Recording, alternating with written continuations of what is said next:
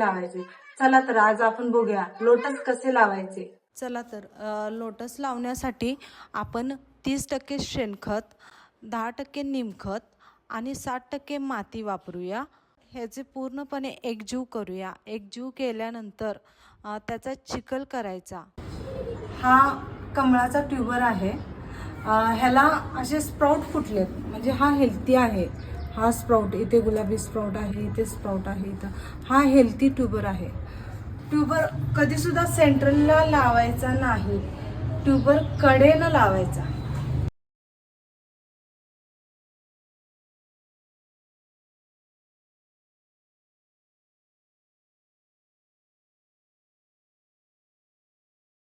रोज overflow पाणी करायचं.